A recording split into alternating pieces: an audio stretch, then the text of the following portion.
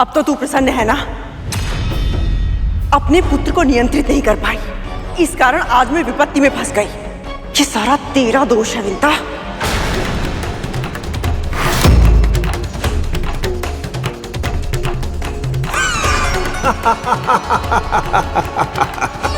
अद्भुत विमाता, अद्भुत। जिस स्त्री ने तेरे लिए अपने प्राण संकट में डाल दिए, तू उसे दोष दे रही है। अब भी रक्षा करना चाहती है तो अपनी स्वामिनी की, अर्थात अपनी बहन की। जैसा व्यवहार तूने अपनी बहन के साथ किया है, ऐसा व्यवहार तो हम असुर भी एक दूसरे के साथ नहीं करते। और फिर भी संसार हमें बुरा कहता है। दिति दीदी के पुत्र हो, इस नाते मेरे लिए भी मेरे पुत्र समान ही हो। इसी कारण अब तक तुम्हारी धृष्टता सहती रही, पर यदि तुमने आगे बढ़ने का प्रयास किया तो मैं वही करूंगी जो एक मां को करना चाहिए। मैं तुम्हें रोकूंगी किसी भी मूल्य पर। बस, बहुत बोल चुके तुम। अब मेरा कथन ध्यान से सुन। यदि तू चाहती है कि मैं तुझ पर और तेरी स्वामिनी पर दया करूं, तो चुपचाप बिना एक भी क्षण गवाए उस गरुड़ को महल से बाहर निकाल। वो यहाँ नहीं है, बाहर गया है किसी आवश्यक कार्य से। अच्छा, तो वो बाहर गया है, तो तू बता कहां गया है वो तेरा पुत्र? हमें ज्ञात नहीं है। अच्छा, तो तुझे नहीं पता कहां गया है वो? मैं सत्य कह रही हूं। तेरे सत्य का प्रमाण तो समय देगा, और जब तक वो नहीं लौटता मैं उसकी यही प्रतीक्षा करूंगा। गरुड़ के साथ पिछली मुठभेड़ में मुझे ऐसा रहस्य ज्ञात हो गया था जिसके कारण उसके प्राण मेरी मुट्ठी में है। जानना नहीं चाहोगी वो रहस्य क्या है? वो कहीं भी जाए, कितनी भी दूर जाए, किंतु लौटकर अपनी माता के पास अवश्य आता है।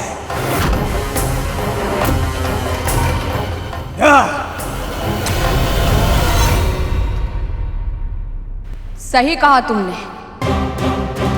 मेरा पुत्र अवश्य ही मेरे पास लौट कर आएगा, पर उससे पहले तुम सबको यहां से लौट जाना चाहिए।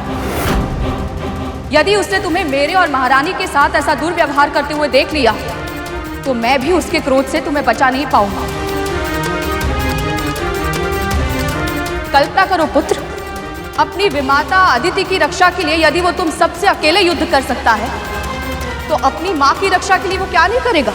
उस रक्षा करने के लिए तो उसे यहां आना चाहिए ना, पर वो तो यहां पर है ही नहीं। जब तक वो लौट कर आएगा तब तक बहुत विलंब हो चुका होगा।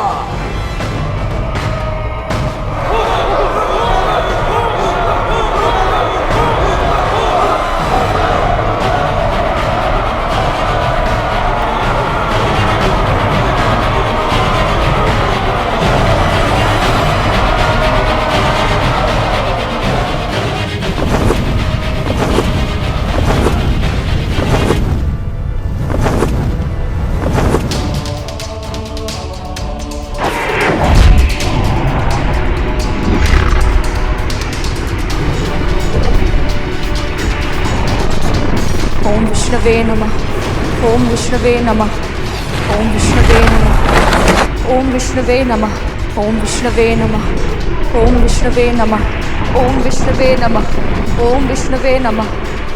ओम विष्णवे नमः। ओम विष्णवे नमः। ओम विष्णवे नमः। ओम विष्णवे नमः। ओम विष्णवे नमः। ओम विष्णवे नमः। ओम विष्णवे नमः।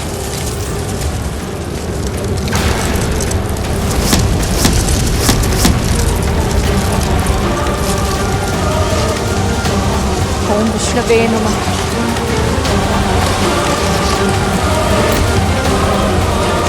ओम विष्णवे नमः।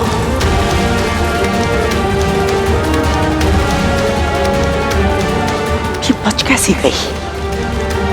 ओम विष्णवे नमः। ओम विष्णवे नमः।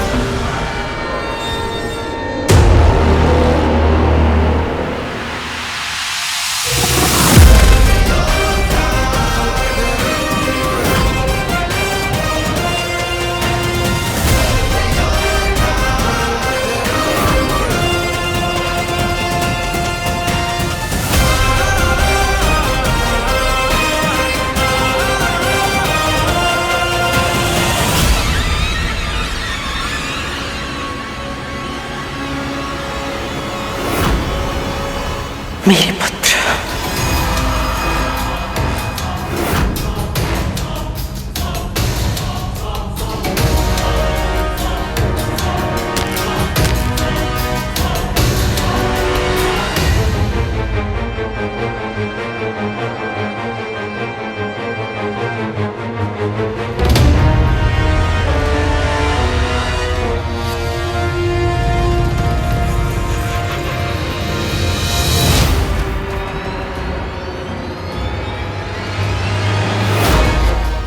नाग एक साथ।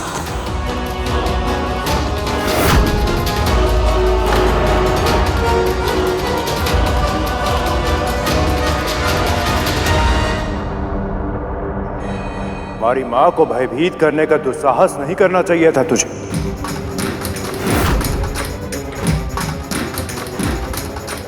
युद्ध का पहला नियम महिलाओं और बच्चों पर आक्रमण नहीं करना, और तूने वही नियम तोड़ दिया राहु। इसका दंड तुझे अवश्य मिलेगा।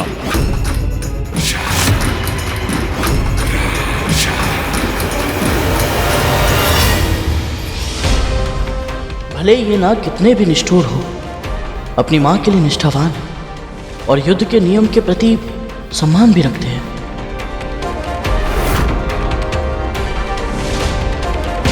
तूने इस महल पर आक्रमण करके बहुत बड़ी भूल की है। वैसे तो तुम्हारी असुरी सेना को पराजित करने के लिए मैं अकेला ही पर्याप्त था, और आज मेरे नाग भाई भी मेरे साथ हैं।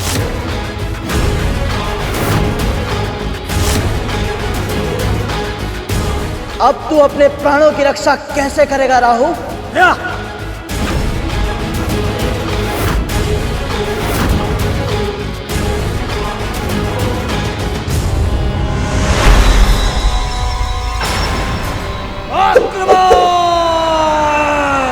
आक्रमण!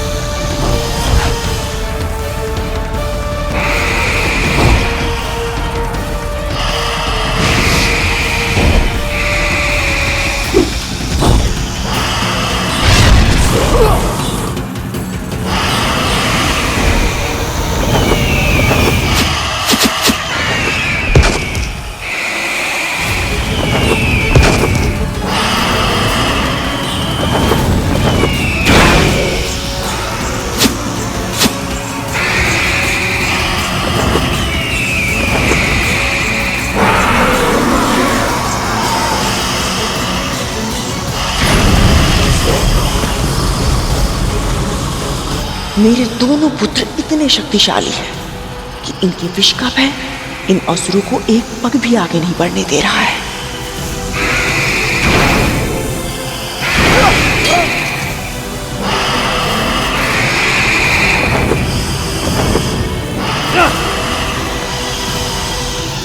मुझे लगा था विशाल सेना देखकर ये सब घबरा जाएंगे और गरुड़ को मुझे सौंप देंगे, पर ये सब तो एक साथ मिलकर युद्ध कर रहे हैं।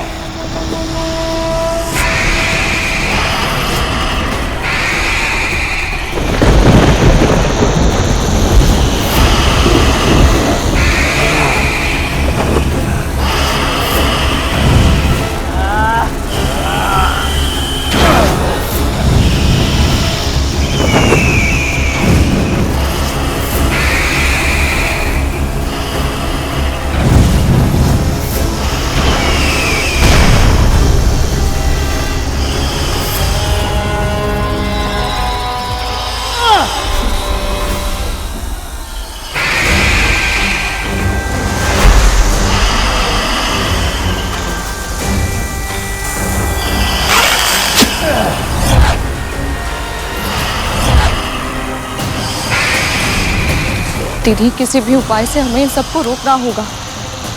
भाइयों का ऐसे एक दूसरे के रक्त का प्यासा हो जाना उचित नहीं है। किसी की भी मृत्यु हो सकती है। यदि ऐसा हुआ तो इसका दोषी तेरा पुत्र होगा। पर इस समय संकट केवल मेरे पुत्र पर नहीं है, आपके पुत्रों पर भी है और दीदी दीदी के पुत्रों पर भी। असुरों से शत्रुता करने में कोई समझदारी नहीं है दीदी। देवताओं और दानवों के मध्य युद्ध के कारण पहले ही भीषण विध्वंस हो चुका है। एक और युद्ध विनाशकारी सिद्ध होगा।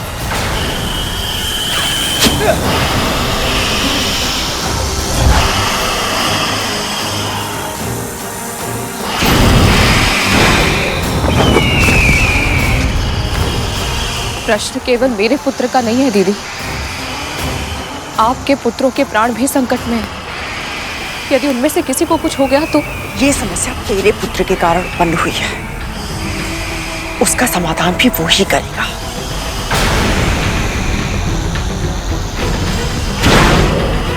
दीदी, क्या कर रही हैं आप?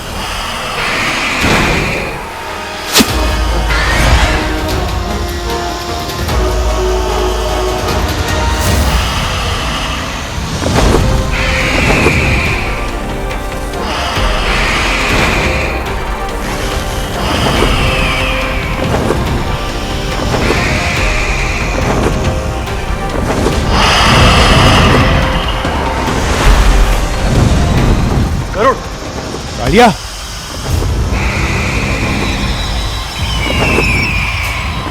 गरुड़ दास है हमारा। हम सबकी रक्षा करना इसका धर्म है, पर इसकी रक्षा करना हमारे लिए आवश्यक नहीं।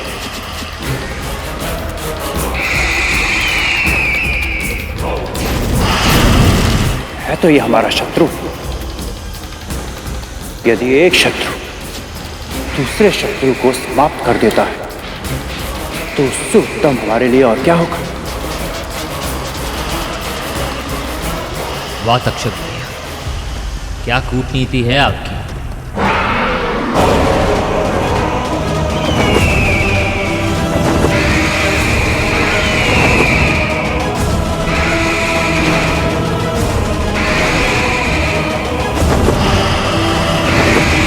रुक जाओ।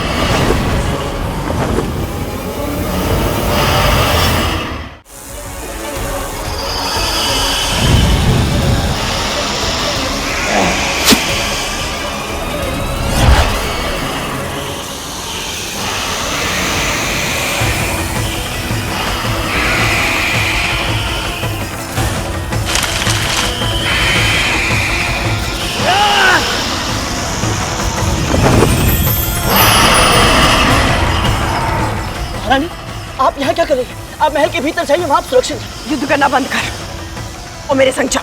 और कहाँ? प्रश्न पूछने का अधिकार तुझे नहीं है करूँ, मेरे साथ चल। ऐसे युद्ध के मध्य अपनी माँ को छोड़कर कैसे जा सकता हूँ मैं? तेरी माँ मेरी बहन भी है, उसे कुछ नहीं होगा। मेरी अनुपस्थिति में मेरे पुत्र उसकी रक्षा करेंगे। तक्षक कालिया, शिशुनंदी, भूतनंदी, अपनी भी माता के पास जाओ। उनका ध्यान रखना, उनकी सुरक्षा करना तुम्हारा कर्तव्य है।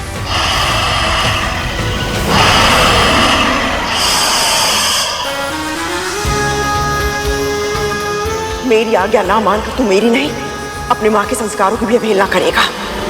भूल मत, मन से, वचन से, कर्म से भी तूने मेरे आदेशों का पालन करने का वचन दिया है मुझे।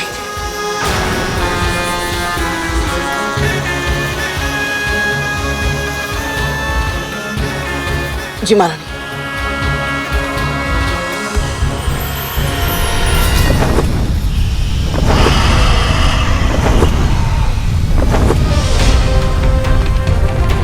ये कहाँ गया?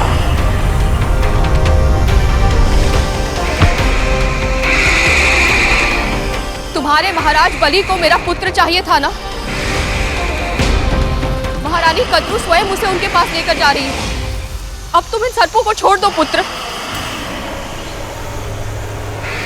कहीं इसमें भी इन सब की कोई चाल तो नहीं? पता करना होगा। इतनी आसानी से नहीं, कभी नहीं।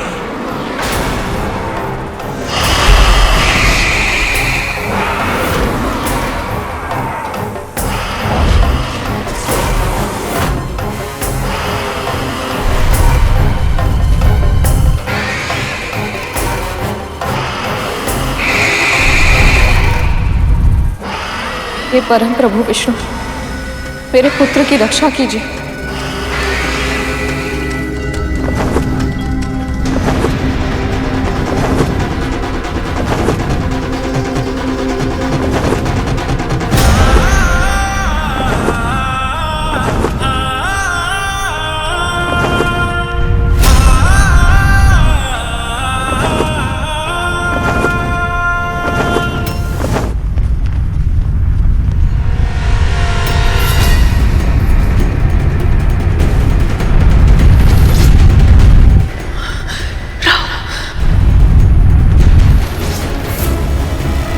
महारानी, आप मुझे कस के पकड़ लीजिए।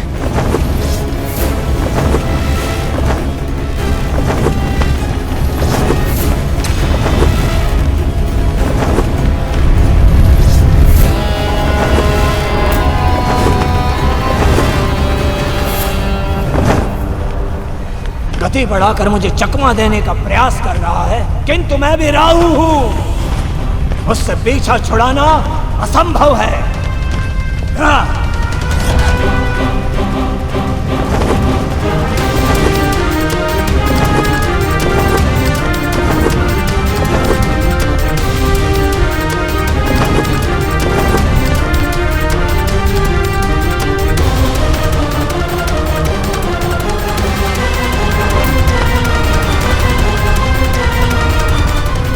ये कहाँ गया?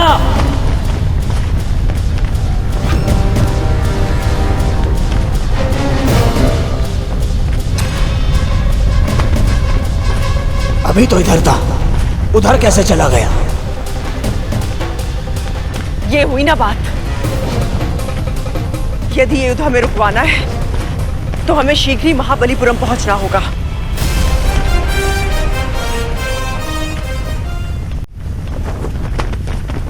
सूर्य के समान गति है मेरी, फिर भी ये पक्षी आगे निकल गया।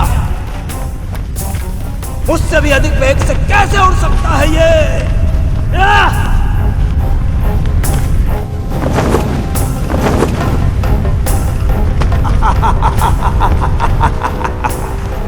लगता है इसे अपनी मृत्यु की कामना कुछ अधिक ही है, तभी तो स्वयं को मृत्यु के मुख में ले जा रहा है ये। क्योंकि द्वारपाल तारकाक्ष के होते हुए कोई भी बाहरी प्राणी महाबलीपुरम में प्रवेश नहीं कर सकता। और यदि कोई ऐसा करने का प्रयास करता है तो वो जीवित नहीं रह सकता।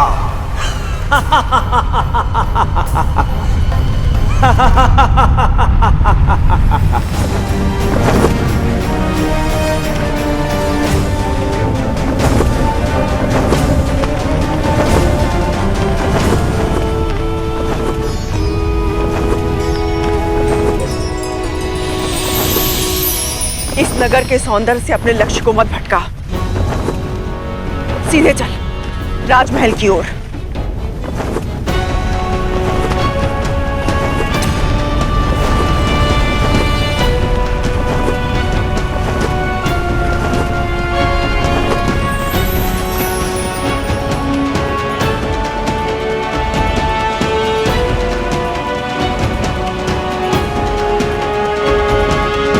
उड़ान भी ऊंची बढ़ता है, गति पर भी नियंत्रण है और भूमि पर भी इतनी कुशलता से उतरता है।